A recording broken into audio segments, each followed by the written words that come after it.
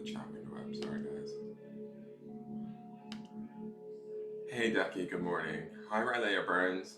I do readings for people privately. If you message my Facebook business page in the Linktree link there, you can send me any questions you have about private readings. I can read you, or I can answer those questions for you. Readings are $50 for an hour over the phone or Facebook video. So those are available to you at any point in time. You just need to contact me. I'll give you any information you need um, in regards to the reading and the particulars of what happens.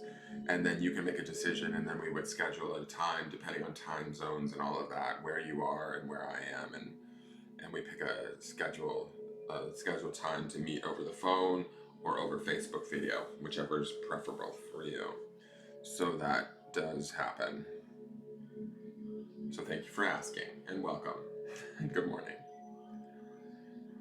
Oh, and what a morning it's been, guys. What a morning it's been.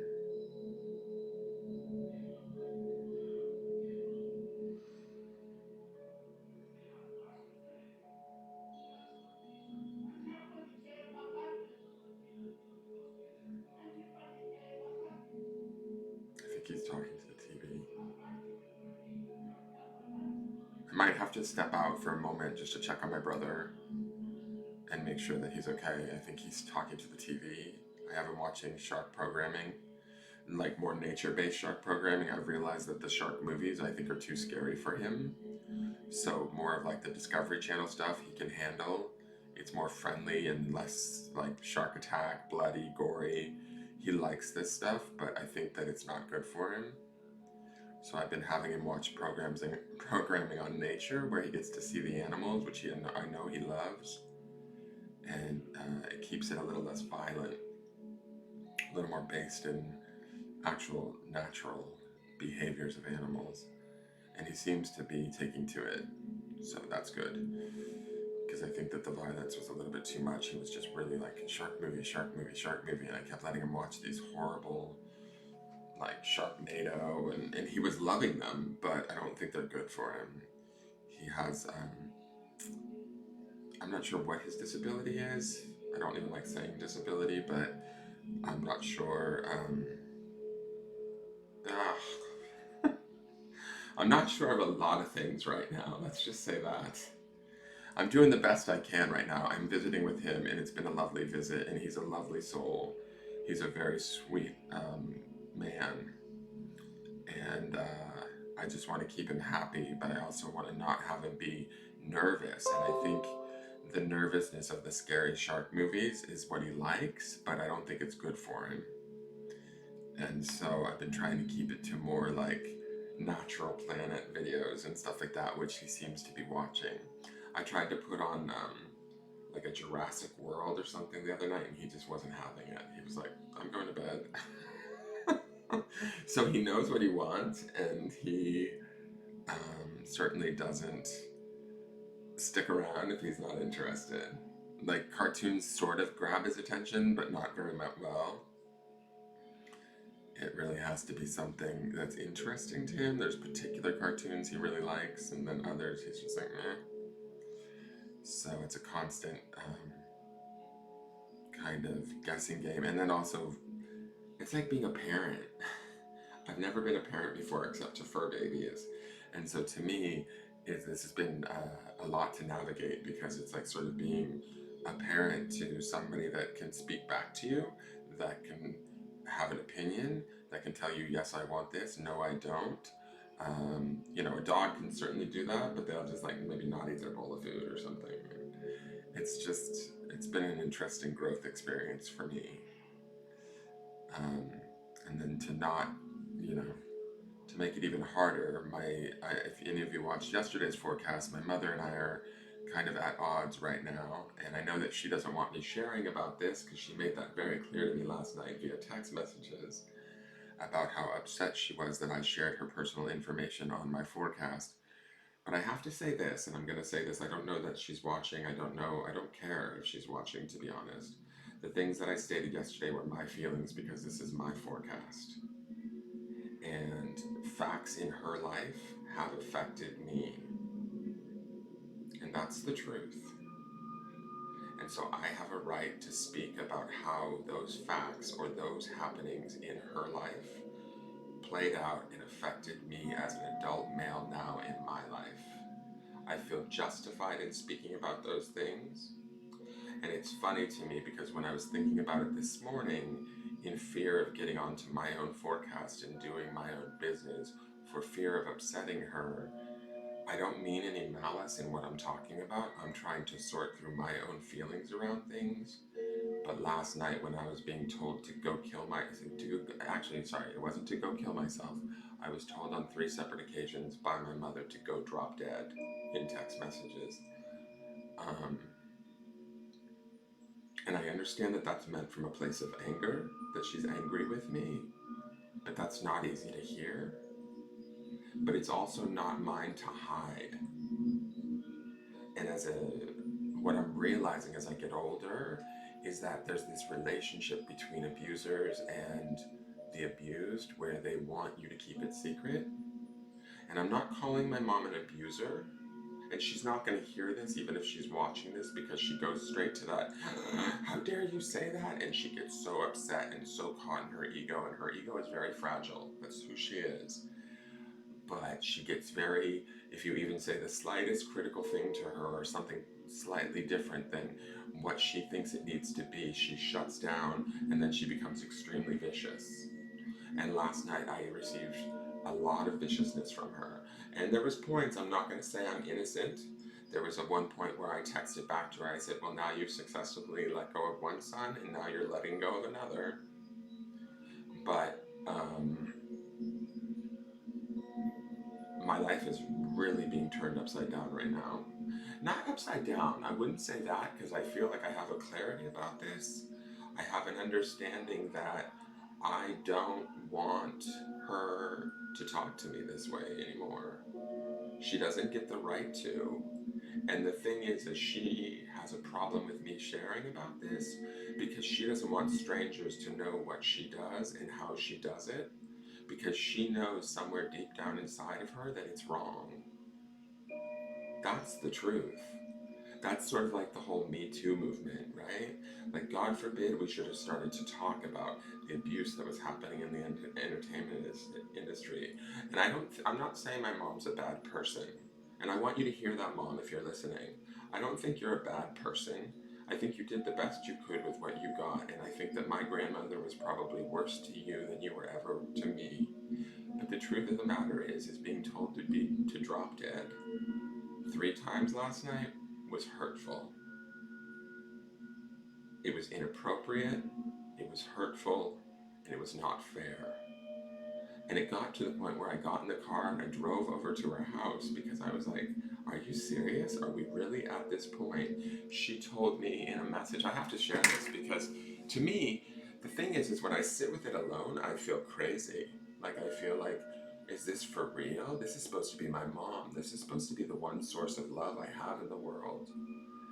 And she said to me, when you realize that you've ruined all of this, you may get healthy.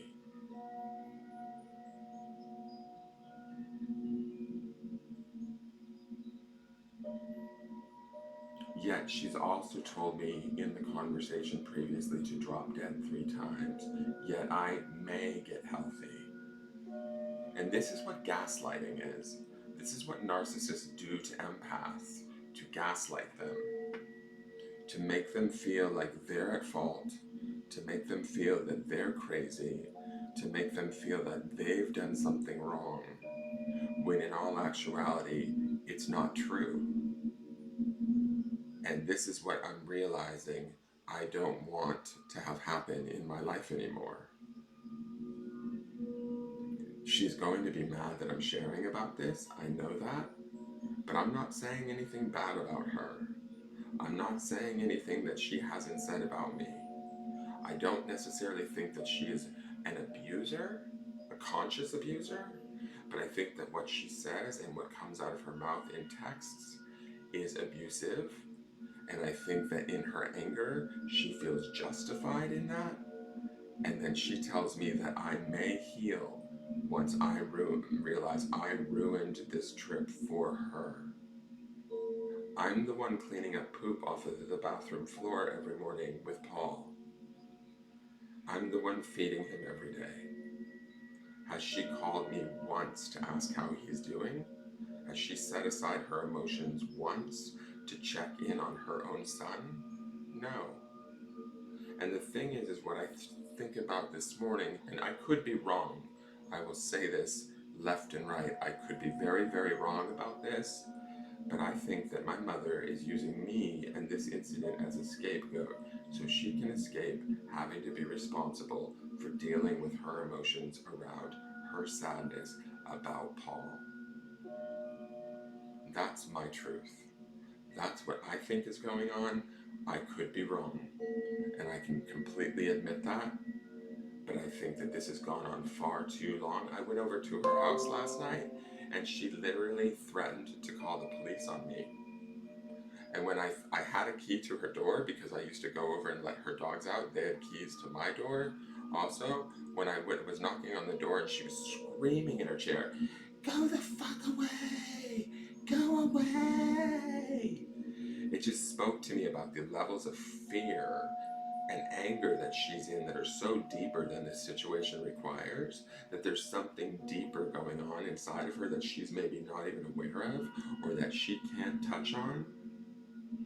And when I knocked on the door, she said, "I'll call the police." And she began to call the police on me, her own son. I wasn't there to harm her. I wasn't there to fight with her. But I'm sharing this, and I'm not sharing this to embarrass her. I'm sharing this because this is what's going on in my life right now.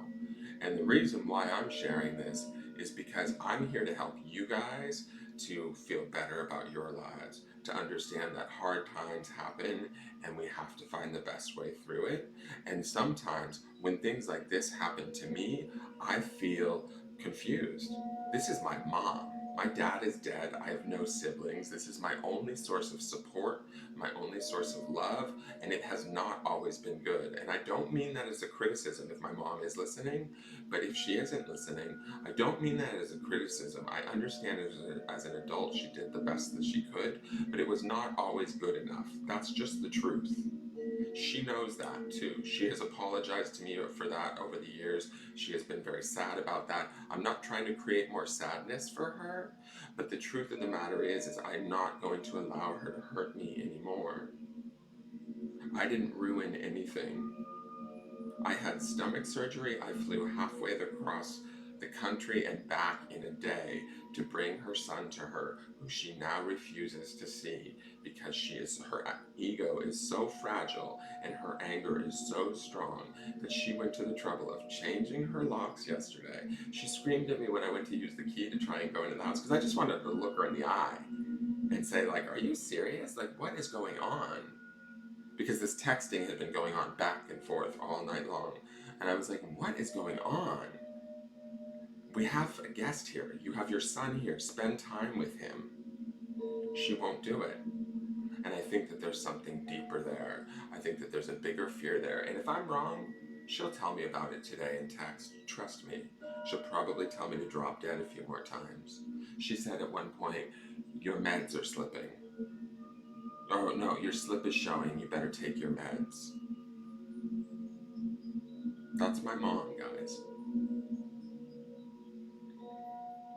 You know, I've shared with you guys that I'm in recovery. I'm 20 years sober.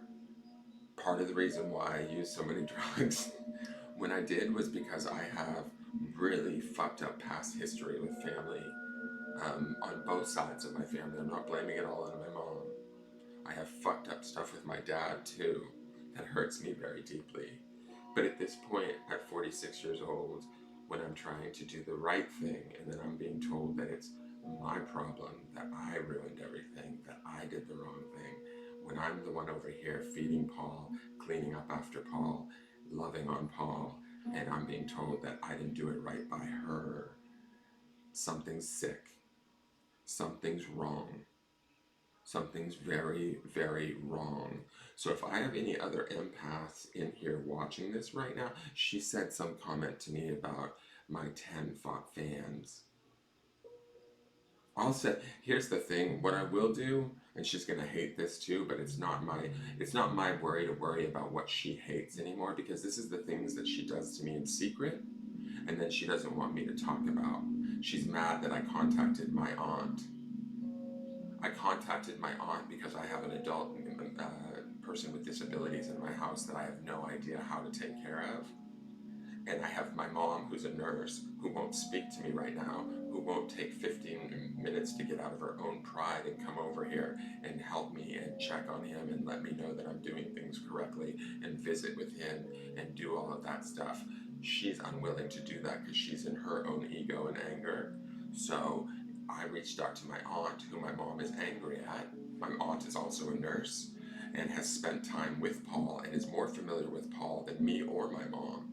And my mom is angry at me as if I've betrayed her by talking to my own aunt. That's sickness. That is, to me, sick.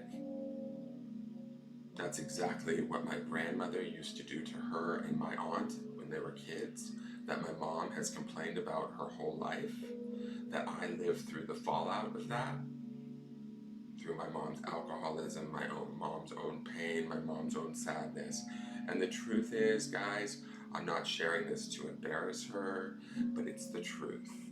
These are the facts. This is what formulates my experience. This is what I had to deal with. This is what I had to survive to get to this point. And I don't need to put up with it anymore. And it's like, to me, it's like that Me Too movement. If we don't step forward and talk about it and release ourselves from it and tell the person that may be perpetrating it that it's not okay anymore, then it continues on at 46 years old. She's in her 70s. I have to say this too. She's gotten better as she's gotten older, and we've had better times in our relationships. But telling me to drop dead,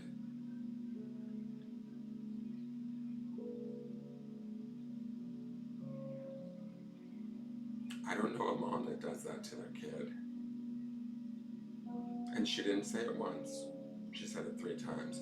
In the group today, I'll post the text so you guys can see what was actually said between us. So, because I don't want anybody to think like, oh, he might be, maybe he was fighting back with her, maybe he said something. You can see what was posted back and forth. I have no problem showing my side of things or what I've said to her. I did say to her about him abandoning her 50 years ago, please don't do that again to him. And I think that that's true. I said that to her when we first went to go visit Paul in Florida. Do not, we need to take into account that we're walking back into his life and what that means to him and to us and to all of that. It's a very serious thing. This is not about when it suits you and when it doesn't suit you and when you can get out of your chair and when you can't get out of your chair. You need to do every effort that you can to get out of your chair and take care of this man and connect with this man and love him. And I say that, this is the reason why I say this, guys, is because this is not only an opportunity for Paul, but this is an opportunity for my mom to hopefully heal some of the stuff that she has had for so many years around having to put him up for adoption. I don't judge her for putting him up for adoption. I know that was not easy for her. She was a 20-year-old girl. But I do know that when she had me 6 years later, at that point she was drinking a lot, she was in pain, she was in shame, and I had to live through all of that chaos, and that's okay, right? We did it, and I'm still here. But now at this point, we're not those people. We're both in sobriety, we're both sober, and she's screaming at me to drop dead and calling the police on me for knocking on her door to find out, is this for real? Are you serious about this right now? This man has taken his first flight halfway across the country to come and see us. And her anger is so strong and so deep that this has nothing to do with me. She can think it does. She can think she's mad at me about talking to my aunt. She can think that she is mad at me about ruining this trip for her. The only person that's ruining this trip for her is her own ego. Is her own hurt ego, her nerves around being criticized, her fear around other people having opinions of her, her inability to deal with her shame or whatever she carries around this situation, those are what is ruining this trip for her right now, not me. And I state this here because I'm not going to do this with her in text. If she wants to watch this, she can.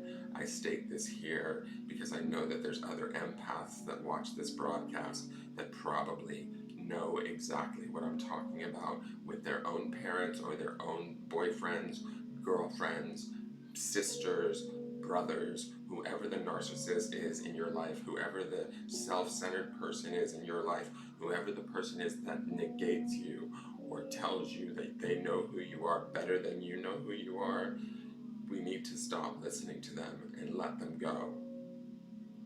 And it's up to them to change their behavior, or they don't get us in their life anymore. That's where I'm at. I love her. She doesn't believe that I love her. She says last night in text, "You don't love me." Her version of love is me keeping silent. Her version of love is me doing what she wants whenever she wants.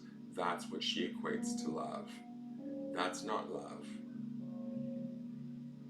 My love for her is telling her, I love you, I want more for you, I want you to have time with your son, I want you to try harder, I want you to get up out of your chair, I want you to come and see him, I want you to spend time with him, I want you to be honest and vulnerable and loving. That's my love for you. From soul to soul, that's what you deserve in your life, that's what you should have in your life, but are you brave enough and not in this too scared to actually give that to yourself? That's what I'm trying to say. And I don't think that that maybe translates well in a text, but I have to share that. And I'm going to get in trouble for sharing it. And that's fine. Because at this point, we might be at an end. This might be the end of 2020, the end of 2019. This might be that Nine of Swords card that we were looking at over and over again. This might be my Nine of Swords. This might be my adversary card. This might be those woodpeckers. This might be the thing that I have to let go of. I've made the mistake of coming back to my mom over and over again in an effort to feel protection, to feel safe, when in actuality, the times when I feel the least safe is when I'm with her and she is being critical of me. The times where I have felt the least safe have been times where she's not been there for me.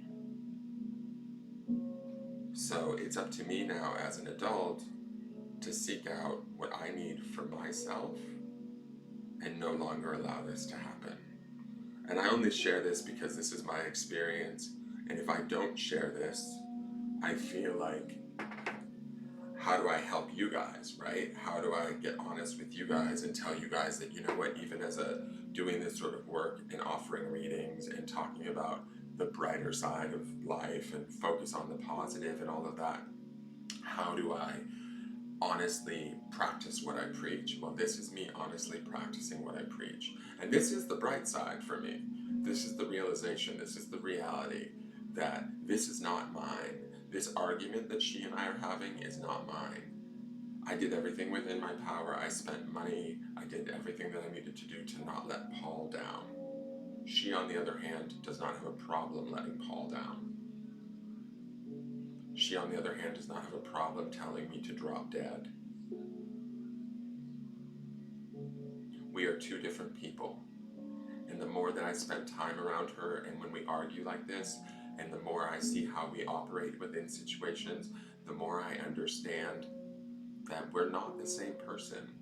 She doesn't know me. And she can tell me my slip is showing and that I need to take my meds and throw that back at me, or make comments about my 10 followers, or say comments like boo-hoo, wah. These were the things that I was dealing with. I'll post them in the group. You guys will see. It was like mind-blowing to me. So much so that I got in the car to drive over there to be like, are you serious? Like, is this for real? and she was shrieking in her house with the door locked. And when I went to go use the key, she said, "I changed the locks today, numbnuts." It's sickness. There's a deep shame and a deep sadness there that it's not mine to repair for her. It maybe is not repairable. So I will get on with my life. She can get on with hers. But I'm not going to drop dead. I have, no room for that in my life. All right, so that aside, now that I've spewed all of that, and I don't know if there's anybody out there that's watching this that can relate to that. I hope that helps you.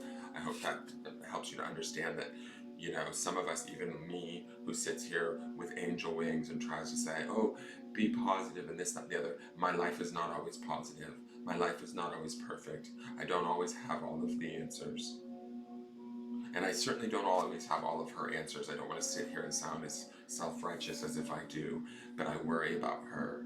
And I worry about, because she is my mom and I do love her, but I also understand that telling somebody what she told me last night and the way that she behaved with me last night and calling the police on me last night was beyond anything that I've ever seen her do before. So it makes me wonder, is she actually getting any better, or is she getting worse as she gets older? And I think that it might be that it's getting worse. And there might not be room for me to be around for that. If I told you our history of the choices she made throughout my life, coming to me in 3rd grade and asking me if she could be a coke dealer, yeah, I'm going to share that too, Mom. Why should I hide these secrets? They were your secrets. They were your bad choices that you made all throughout my life, where we lived in fear of being arrested by the police for many years while you drank and sold cocaine so that, you could have an easier life of it. And again, you're taking the easier route now by just being in your anger and sitting in your chair and avoiding me and changing your locks and screaming at me and telling me to drop dead. That's who you are. That has nothing to do with me. All right, so now let's get to today. I actually feel really good. That's the crazy part in all of this. I mean, this sucks. Nobody wants to be told to be drop dead, but she's in doing that. I feel like she's given me this sort of freedom to really be like, you know what? I'm not hiding your secrets anymore. I'm not hiding the fact that you were a shit mother. You were a shit mother to Paul. You were a shit mother to me. I think Paul maybe even got the better end of the stick, ending up in the system in Florida, to be honest. He's such a sweet and gentle soul. He deserves it. Like, he deserves to be safe. And so I'm just putting that out there. And if she's watching this and doesn't like it, too bad. Because it's all facts. They're all choices you made throughout the years that you chose to do, things that you chose to say. These are on you. They're not mine. I'm not taking them. Return to sender. Return to sender. Return to sender. I don't want your misery. I don't want your pain. I don't want your sadness. I'm no longer here to heal your shame. None of it. And you can sit there and say, you never asked me to heal your shame. Honey, the things you put me through growing up, I had no choice but to try and heal your shame so that I could survive as a small child. Okay, so that's my personal information. Sorry, that's a little bit much, but I'm sharing that only because that's who I am, and I don't know what else to do, and I don't have very many outlets to share it with, and if I sit with it bottled up inside of me, I feel like I'm going nuts. And the one person in the entire person in the world that is supposed to love me is my mom. My dad's dead. I have no siblings. I have Paul. So he's new to me, and he is my sibling, and I love him to death. But Paul doesn't know fully what's going on. So, and then I'm distant from all of my other relatives because on both sides of my family, not just my mom's side, they're fucked up. So this is part of the reason why I want to do this work, is to help not only myself heal, but help others heal. because I think that there's too many of us on this planet that need that. But my mom told me last night that I'm a man with no direction. What did she say? Let me find that. She said,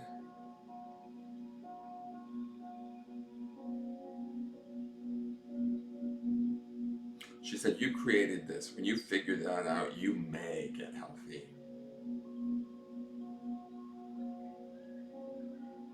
She called me a liar. She told me to shut up.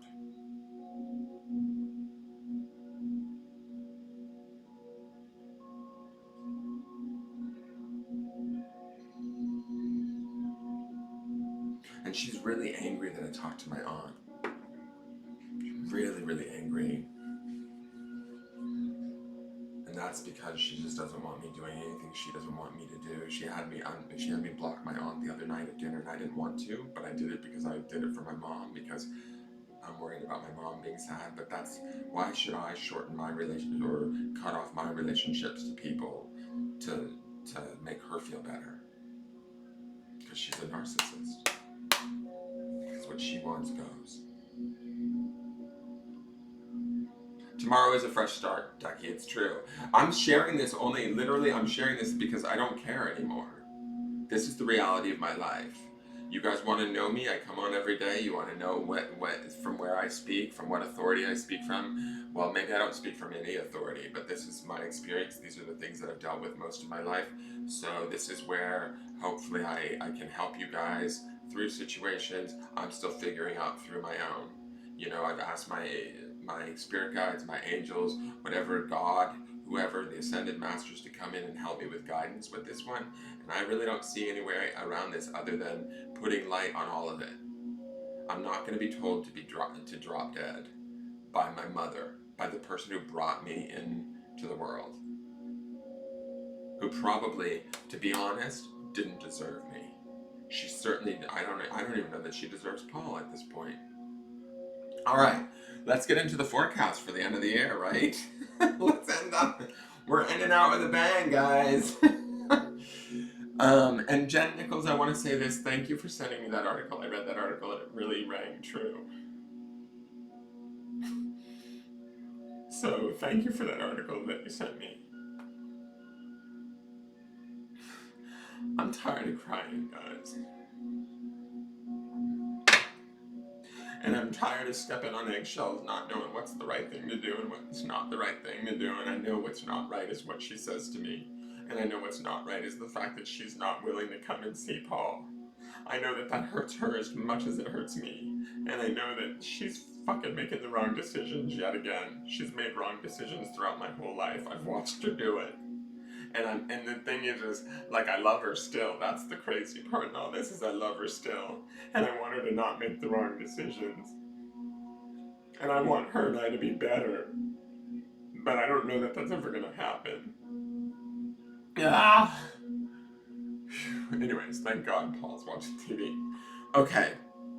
So. It's just been a rough couple of days, guys. Let's get into December 31st, the end of the year, 2019. What is the last day of the year bringing us? Spirit, please bring us a card. What we best need to focus on today. What we need to be aware of. Where we need to focus our attention, our energy. For those of us that are not only watching live, but those that may tune in the future.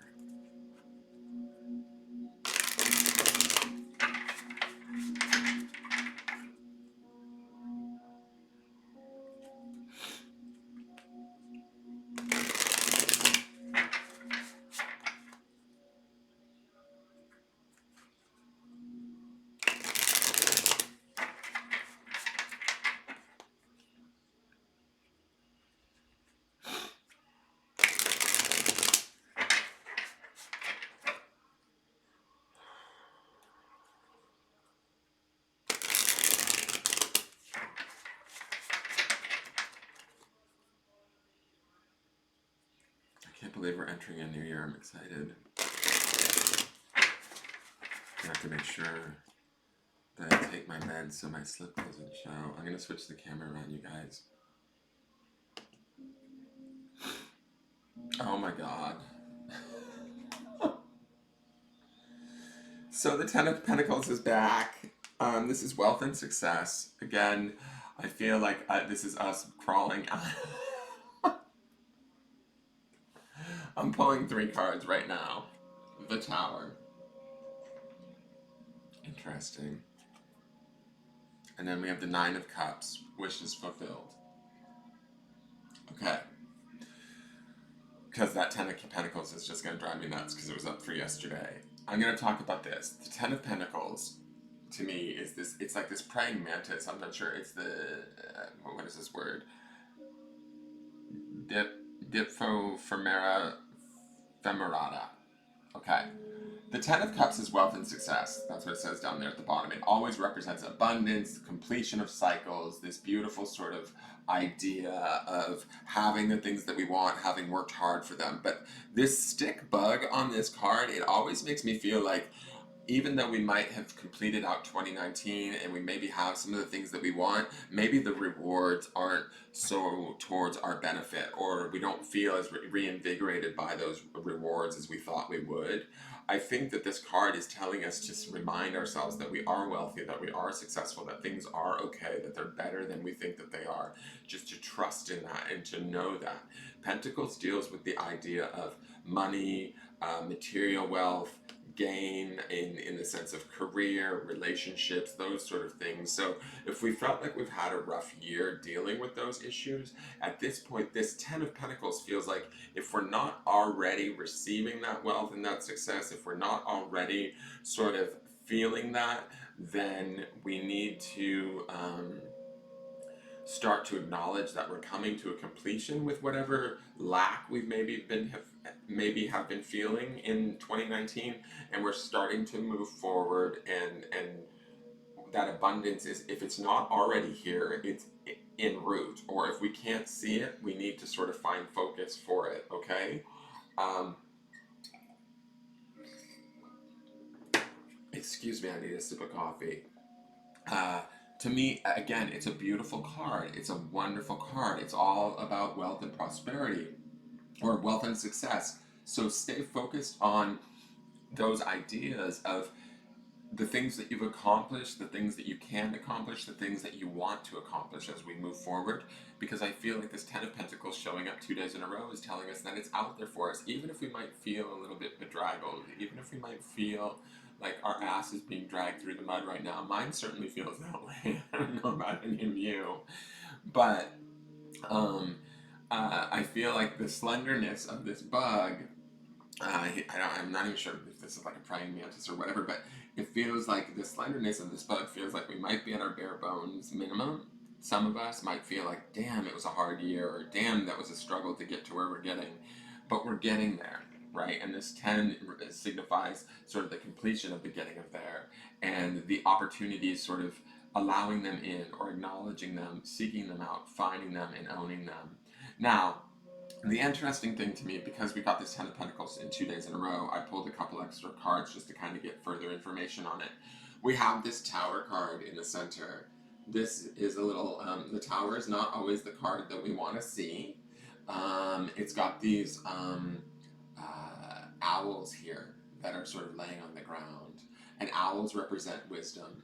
And to me, it says here that we might have to let go of some old wisdom, or some old ways of thoughts that are no longer serving us. They need to die away. The Tower is always representational of a situation that is sort of having the rug pulled out from under us. It's always a situation where something that we thought was permanent, we realize is no longer permanent. The Tower has to crumble before something new can be built. The Tower is always a significant experience, right? So those of us who might be leaving 2019, there might be some things that we're leaving behind, or there might be some situations that we're in that feel maybe a little overwhelming, or a little bit frightening, a little bit more unheard of, or wow, I didn't see this coming kind of thing. I can certainly relate to this card too, but I'm going to say that the Tower also always represents that the tower has to kind of come down first before something new can be rebuilt. Something that better suits us can be rebuilt. So with the tower, even though it like connotates sort of like maybe a negative or unexpected occurrence that might not be pleasant, it always is sort of that idea similar to the death card that says that something will be reborn in its place, a newer, greater knowledge, a newer awareness, a newer sort of situation that is more suited to us will take its place. We have to um, lean into it and let it happen. This is like let go or be dragged, right? This is about allowing that those old knowledge bases. These owls really have my attention down here. To me, it feels like this. What might maybe was our usual form of wisdom or our usual form of awareness, or what our original go-tos around how to work situations and be in situations, maybe just don't work anymore. They just don't, it's not happening anymore. And because of that, this needs to crumble away. This needs to stop. And it needs to come to an end. And the end is here if we allow it and we don't fight it. It doesn't have to be painful. It doesn't have to be sad. And I do think that this Tower card ties into this Ten of Pentacles, which is this wealth and success card, in the sense that in an effort to sort of obtain this material sort of abundance or wealth or understanding, we might have to let go of some things that we thought were permanent that maybe are actually toxic or not good for us anymore. Now, this next card is the Nine of Cups, which I love this card. This is a really beautiful card. Cups deals with the energy of water, the energy of emotions, and the emotional body.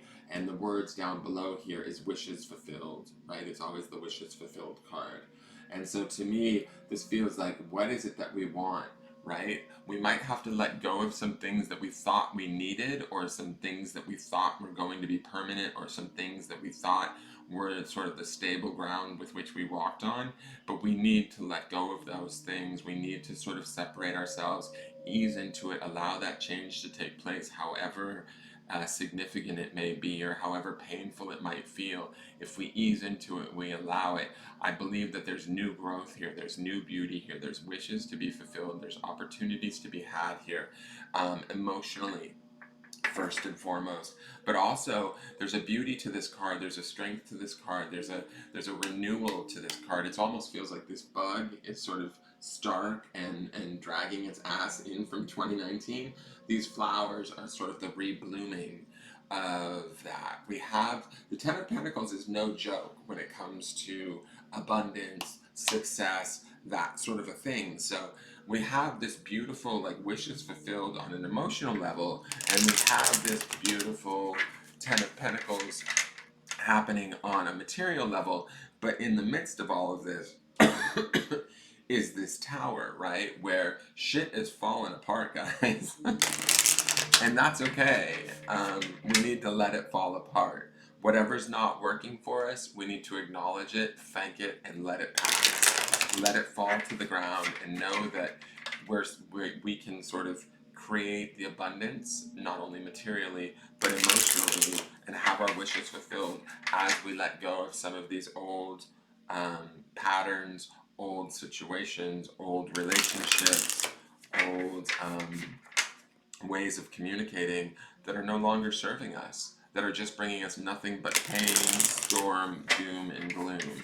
That's in that Tower card.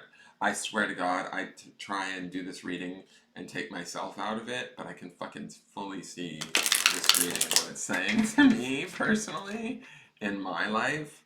So, like, what's going on, I'm just going to use this as an example, but the arguing that's going on between my mom and myself is that Tower card, right? It is that sort of, that thing that you think will always be there, that you need to be there, but you know what? Maybe it needs to be let go of in an effort to fulfill my wishes and to be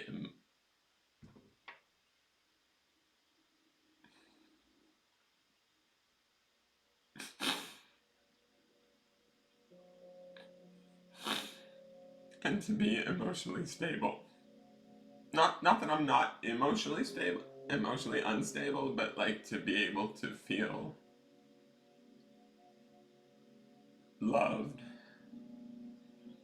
I work really hard at loving myself. And the only person in the world that I expect to love me as much as myself is my mom.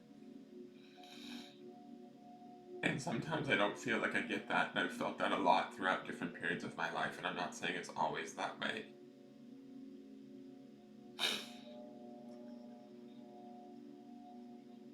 But these last few days, it's been exceptionally bad.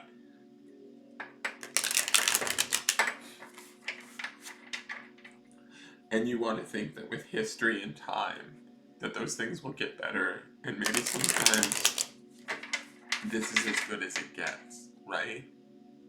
That means to me that for me personally, I'm just using myself as an example, this Nine of Cups for me would mean go grow somewhere else. Go find your wishes and have them fulfilled.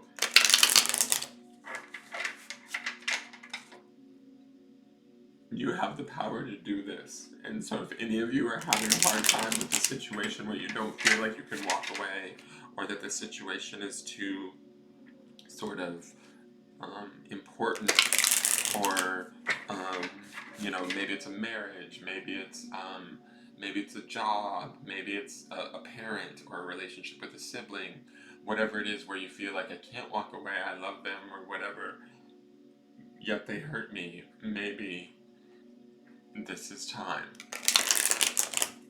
They talk about 2020 bringing about the changing of the evolution of the planet, bringing about more stability, and boiling down to a number 4 year and the beginning of a new decade. They talk about how the planet is sort of evolving, the vibration is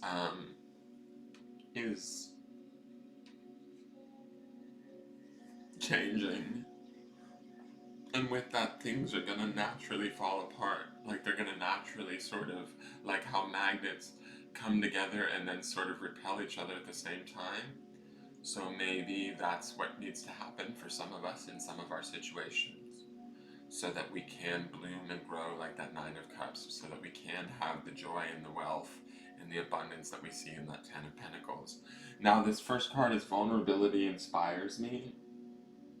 Like a newborn, I grow through fresh experiences by allowing myself to explore freely. So this would say to me, certainly, I love that there's a baby here. I love that he's focusing on this Nine of Cups. He's also focusing towards this Ten of Pentacles. He's not focusing on this Tower card. But it's like, this says to me, like, take care of ourselves like we need it. Maybe we didn't necessarily always get it the way we wanted it, or the way we expected it, or the way that we thought we should have. But this is the opportunity where we can allow ourselves to be vulnerable and allow that vulnerability to inspire us to find the sort of answers and the decisions that we need to make or move towards, so that we can achieve the wishes fulfilled and the abundance and success that we see in this Ten of Pentacles and in this Nine of Cups. And then the next card is I encourage others. I share my light to empower others, like Takpeo's Church of the Good Shepherd. And then there's this beautiful, I don't know if you guys can see this, there's this beautiful church in her third chakra area down here. It's a little lit door. And so while you're being vulnerable, while you're allowing your vulnerability to inspire you, also encourage others to do the same. That's part of the reason why I've shared everything I've shared here this morning. My mother won't see it that way. She's from a different school of thought. She'll think that I did it to embarrass her, which is not the case. None of you know who my mother is. None of you probably really care who my mother is, right? But she doesn't understand that. She's self-centered. She thinks that everything's about her. That's part of this problem. So anything that I've shared here today, I've done in an attempt to encourage others, to help them to find their peace and their clarity, and hopefully help me to find my own peace and my own clarity. And if that means sharing things that she doesn't feel as though I should share, if she truly loved me and she was my mother in that way, and she did care about me, it wouldn't bother her that I was sharing what I was sharing, because nothing that I've shared isn't facts, isn't what happened.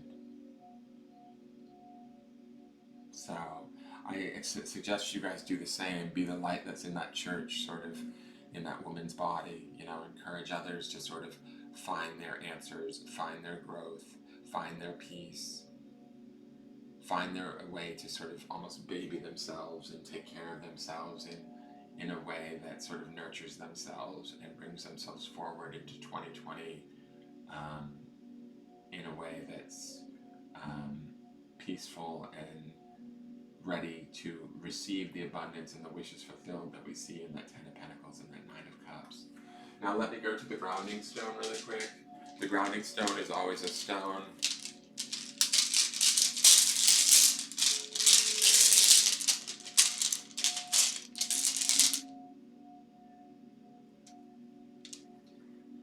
It's embrace.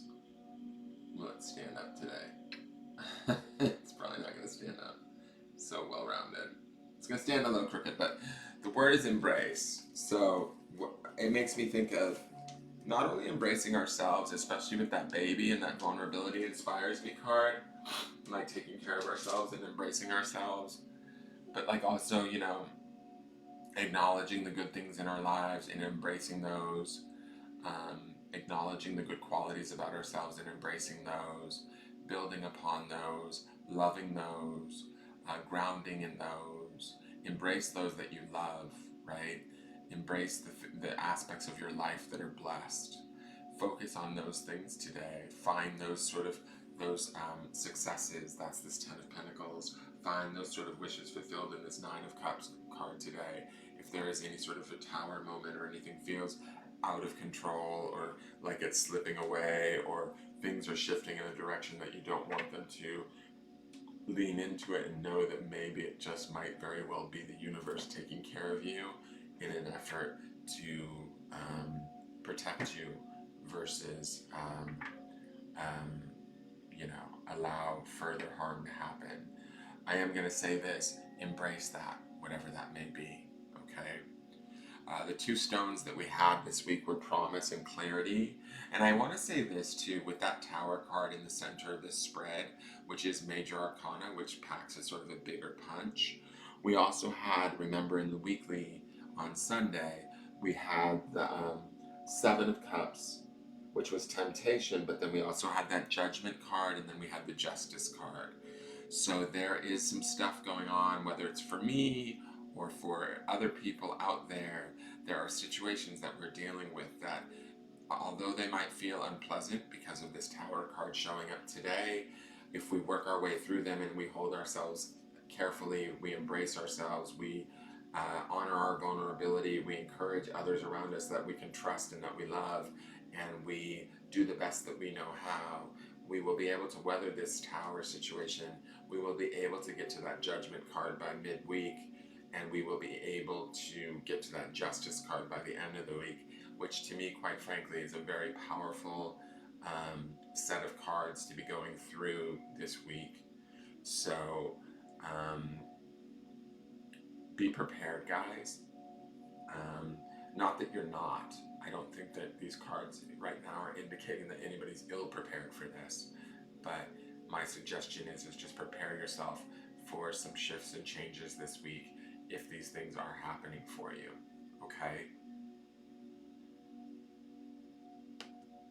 So I'm going to turn this off.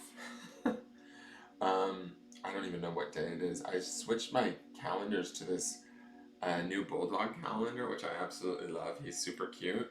The new Bulldog for, oh, that's why. It's from the previous month. Let me see. Look at this guy.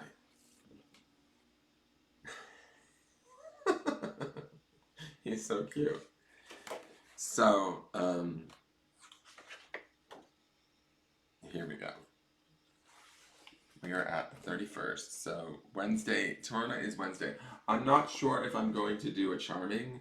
I'm feeling a little rough emotionally right now. I will see, I'll let Becky know, and we'll post if I'm going to.